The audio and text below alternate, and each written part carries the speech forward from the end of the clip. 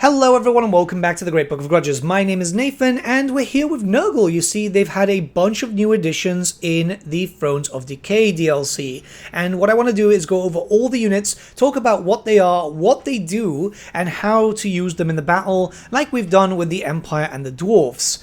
I know some people are wondering about what that's going to work for the Warriors of Chaos and the Beastmen, but don't you worry, they've got a dedicated video coming out hopefully tomorrow. But yeah, just like before, let's do a little bit of a breakdown and have some fun, right? Alright, we're going to start off with the Pestigors because, yeah, they're pretty decent. You see, they are a great weapon unit, which makes them armor-piercing. They've got access to Vanguard, Scaly Skin, and Poison attacks, so overall, they're pretty damn good. Being a Vanguard trooper is going to be wonderful for a number of factions that have access to them, mostly because you can be upfront and personal. I've said this before, design-wise they look great, whilst they're not fat, as many people expected, considering the old model did have some fat bellies over there. Yeah, they look the part. They actually look like they belong with a Nurgle faction, which is very, very important. You'll get the unit fairly early on. It's on the 3rd and 4th cycle of the basic mortal building, which means that you can have this building in the big settlements and also the minor ones too. Yeah, I mean, you'll get basically 2 per cycle, which isn't too bad. You'll be building quite a few of them anyway. And you're going to build this anyway because you want to get your hands on some Chosen so you have some really strong protection over there. So what does this unit actually do in combat and how does it compare? Stat-wise, they're pretty much the middle ground between the Marauders with great weapons and also the Chaos Warriors with great weapons, which is actually not too bad. I know this is not the most exciting unit for some people, but keep in mind that other factions will be able to benefit from this, including the Beastmen, so that does make it a little better for them. Overall, I would say that this is an excellent shock trooper too, considering that Vanguard is so good, and you can get into the enemy lines very, very quickly, or if you've got them hiding away in some trees and just having them attack afterwards. Yeah, I would say that Pestigors do fit very, very well with the Nurgle roster, and also the Beastmen. The Beastmen take advantage of the fact that another shock trooper has been added to their roster. I am a big fan of these. They are very durable, they're very good at doing damage. I've got them fighting here against some zombies and also some Graveguard just to showcase that, yeah, they can hold their own. They're pretty good at what they do, and this is a custom battle, so that means that no bonuses, no additions have been added, no skill points. For what they are, purely vanilla with no additions, yeah. Pretty good trooper. Very, very good trooper. Don't get me wrong, it is a bit of a shame that they aren't really considered a Pestigor unit anymore. This was something from Shadows of Change originally, where the Zangors were very much like Pestigors, and now they've been statted to be more similar to Gors. I think that's more of a Games Workshop issue more than anything else, so they aren't the really super powered destroyers that they used to be. However, it is important to note that they do have a lot of other effects because they do get all the benefits that Nurgle troops get, so it does make them still better than regular Gors. Plague Ogres is an interesting one because there's actually 2 of them. You get access to one with just hand weapon and another one with great weapon. Now, surprisingly enough, which actually did surprise me quite heavily, is that the Plague Ogres don't have similar stat lines to that of Ogre Bulls, but instead have similar stat lines to that of the Man-Eaters. This means that you're going to be getting some really strong monstrous infantry units, which one of them is anti-infantry, the other one is anti-large. They all are very good because they've got Ogre Charge, they've got Poison Attacks, Natural too. They're going to be hitting the enemy stupidly hard, and you finally have a pretty good shock trooper. I mean, you have 2 with this DLC, well, 3 with this DLC actually, but it's nice to finally get a little bit more shock to the Nurgle roster, as it was very much lacking. It was very, very obvious there. I would say that this kind of rounds off the Nurgle roster so much better. Now, you do need an advanced building for them, which means that, yeah, you can only start getting these troops if you build this building in a major settlement, but the cycle is 3, 4, and 5, which actually means that you'll be getting a total of 6 per full cycle of this building, because you'll get 3 of the standard and 3 with the great weapons. I think that's pretty good. That means that you're going to have a lot in your bank. Even if you aren't using them just yet, you're going to be able to have them there ready for you to summon them in. And obviously having a pool, especially for Nurgle, you know, well, Nurgle's the only one that can have this big pool. It really does help you have stuff ready just in case you need another army very quickly. I'd even go as far to say, and you've got video proof here, that they are actually better than the Man-Eaters. Yeah, so it depends on the circumstance. Obviously, in this first clip, I've actually got the reverse, so I've got the great weapons of the Man-Eaters fighting my normal Plague Ogres, and my Plague Ogres with great weapons fighting the standard ogres. There's obviously a bit of a skew here because they have a tyrant up and running, but yeah, the damage is really good regardless, so they're countering each other, and it's still really good outputs. If you have them fighting 1-to-1, so great weapon versus great weapon, and then obviously the standard versus the standard, yeah, even with a tyrant involved, even with a tyrant with the enemy faction, so I don't have a lord, they are performing better. They are actually performing better. They are so strong. It's very noticeable when you use them in the battlefield. They really showcase their ability, and god damn it, I am actually really, really impressed. As someone who sadly never got to use Plague Ogres back in the days of the tabletop, I have the models. I believe they only had the hand weapons back in the day. But yeah, I never played Nurgle. I wasn't really too interested in Nurgle. Yeah, this is really impressive to see. This actually kind of lines up to how I expected them to perform on the tabletop. I think Nurgle fans are really going to enjoy using these lads, especially now that you've got a proper shock trooper that hits incredibly hard. But that's not it. We've got another one. There's a lot of shock, actually, when it comes to Nurgle. It's surprising. Now we have to move on to the battle trolls, and you guys know that I don't really rate trolls. I actively avoid using them, if I can be completely honest. But these ones seem to be doing quite well. Obviously, it's more the fact that maybe Nurgle needed something, so it kind of feels better than it does for other factions. But this is a shock trooper, poison attacks, armor piercing, melee damage. You know, it's a big boy. They've got regen also, which, you know, is very, very good. If you don't lose entities, they'll be very noticeable there. They're definitely better than the standard trolls and pretty comparable to that of the Northskin ice trolls. So overall, I would say that, yeah, they are pretty good. The ice trolls themselves aren't bad.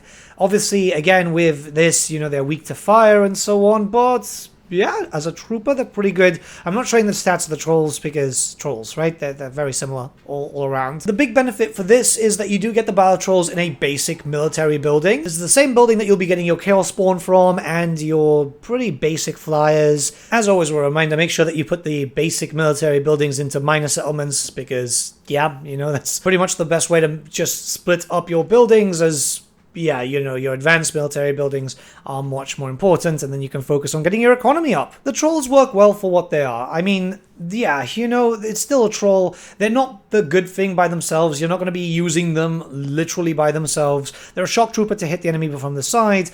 The fact that they've got poison and corrosive bile, which reduces enemy melee defense, is also quite good because it's a debuffer. And if you can have a shock trooper with a debuff attack, well, that goes really, really well. Their damage output is fairly good. As you can see here, I'm going to be fighting against some Chaos Warriors where they're just going to charge in.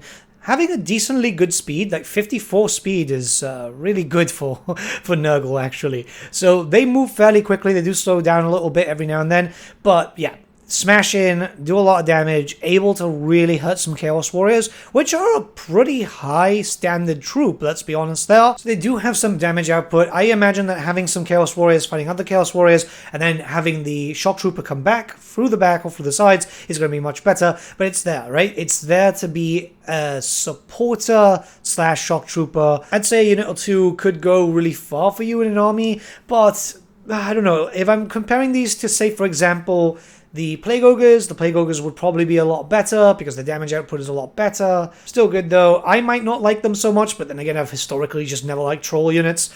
But I know some other people do. And here you have something fairly good and fairly unique. There's always going to be a special place in my heart for the Rot Knights. So these are a monstrous cavalry unit, which they have existed in the past. They had stat lines and so on, but the models never existed. So it's good to see them finally in the flesh, per se. And yeah, armor piercing, anti-large, regeneration, poison attacks. These boys can do some hell of a damage. I only have one complaint regarding these guys, and it's like they've got the mutated arm, when in all honesty I think they should have had a shield too. It would have made them much, much better, which I guess they didn't do because of balancing purposes, but god damn it, are these guys cool. I'll be honest with you, I never expected the Rot Knights to end up becoming a unit either way, because it didn't really fit in terms of, you know, usage for a Nurgle army. I was expecting the Rotfly mounts to be used, but I guess Games Workshop really want to keep those other units in Age of Sigmar. But it worked out for us, so I'm not really going to complain. So, now when it comes to this, yeah, this unit is available in a special building, you know, an advanced military building, and these ones are in the same one as the rest of your cavalry. So as you're getting Chaos Knights of Nurgle, you're also going to start getting the Rot Knights as you go to the end, which is the last 2 buildings in the cycle. It's going to take a while for you to get them because you'll obviously have to build up your capital building also to be able to get to those cycles, but they're very much worth it. I'll tell you, they are stupidly well worth it. Now, it's very clear that the unit that you compare them to, which is why I didn't have the stats on before, were the Skull Crushers of Khorne, and they fight pretty much in a similar way. One could get an advantage, the other one could get an advantage. I'm going to be showcasing that here because it's very much dependent on what could happen. Sometimes the Skull Crushers could find their way to push through, and you've got more entities fighting on one side than the other. But yeah, I'm actually fairly impressed with the ability of these guys. I think that they fight very, very well. The AI was acting super weird here, where they were trying to flank something that really can't be flanked. It's really, really strange there.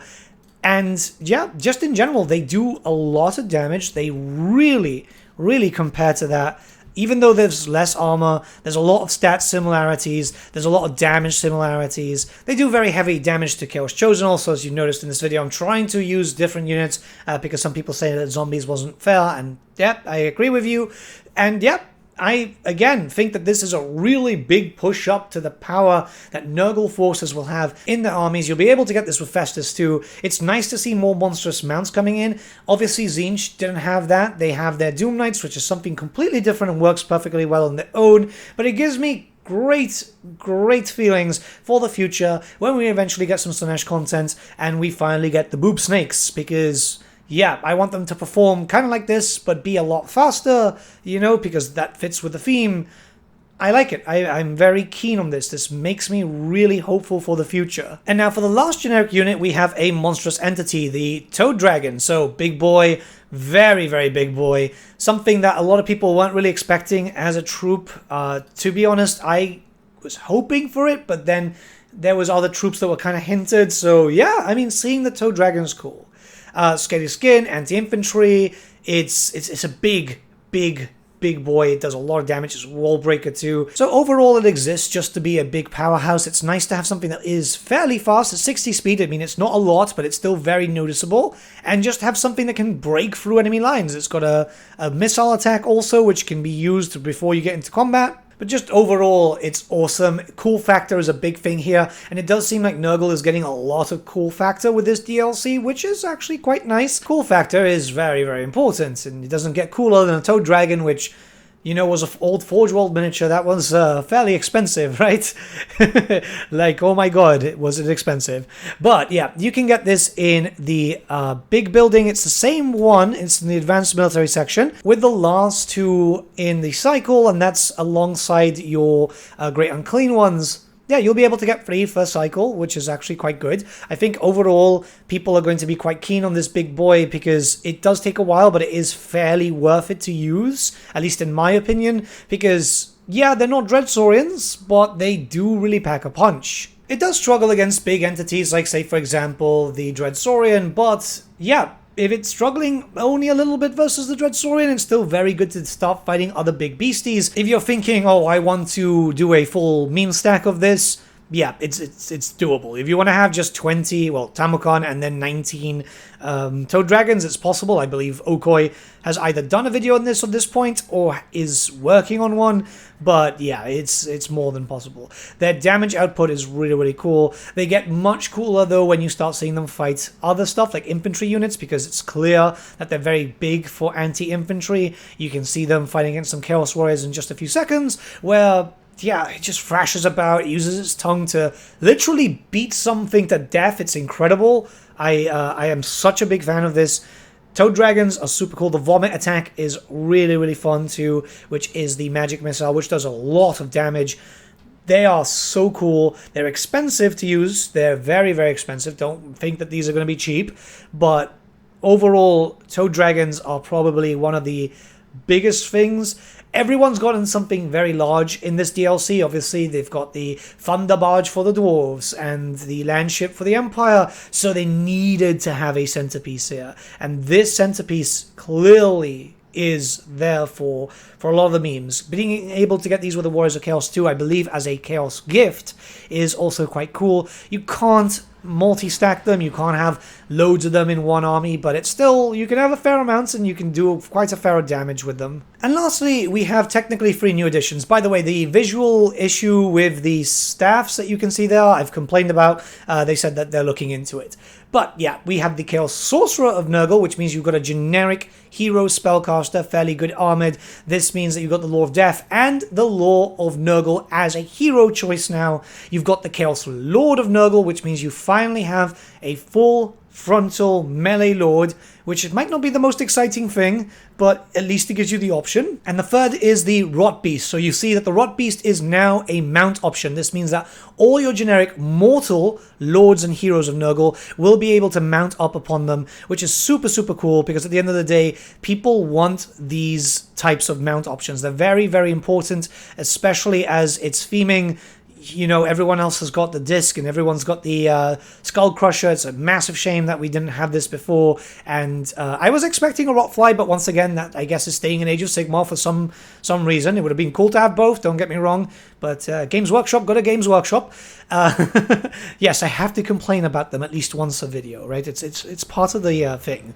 But then again, you know, with the repeater issue that just happened, I mean, can you blame me? So they're pretty standard, but it's not a bad thing. Obviously, you know, you've got the Chaos Lord of Nurgle, which is now there. He can buff up some stuff too. He can buff up your Chaos Warriors, which if you play as Nurgle, you know, that stat is going to be there. It's going to be very, very useful. You're basically going to have your forces a lot stronger. And the same thing with the Festus armies. They've basically gotten buffed up a lot. Skill points overall have been gotten a lot better. All the 3 major factions for this DLC have actually gotten some tune-ups in terms of skill points here and there. You've been able to see that so far. So, yeah, I'm pretty happy. Chaos Lord of Nurgle looks freaking cool. I was expecting it a little bit less. In all honesty, they've got some really cool mutations, which really works in. Again, people are expecting the Fat Boys, but the Fat Boys, I don't know why they didn't go for the Fat Boy. I haven't asked, to be honest. I don't think we'll get an answer, but I'm expecting those down the line anyway when it comes to the End Times, when we get an End Times DLC, because that's fairly certain it's going to happen. When it comes to the Sorcerer of Nurgle, I mean, really there's nothing to say about it, right? You've got access to a spellcaster hero which isn't a plague ridden, right? So you've got a mortal, right? You know, you've got the same magics. I'm not going to lie to you. It's not nice, but then again, those are the 2 laws of magic that are used by Nurgle historically. It just fits out. It fits not only for this if you want to go for full Chaos Warrior armies, and you want to go for Cav armies because you've got the Rot Beast mount, but also with the Warriors of Chaos now having access to it a little bit better. Overall, when it comes to Chaos DLC like this, a lot more factions benefit than just the one that the DLC is focused on, right? So I think that overall, it's a pretty good system. I'm fairly happy. And yeah, I can't really complain. I'm a big Chaos fan. Yes, there's a lot more bias here than there was for the Dwarfs and the Empire, but let me know what you guys think in the comments below. Start a bit of a discussion. By the time that this video goes live, I would already be live streaming on twitch.tv/thegreatbookofgrudges. Pop by, say hi. We're still playing Elsif today. And yeah, if you're new here, why not consider subscribing? We're getting really, really close to 100k. It doesn't cost you a thing. It just really helps the channel out, and it'd be really cool to hit 100k this year. With all that being said, have a great day, and I'll see you all again very, very soon.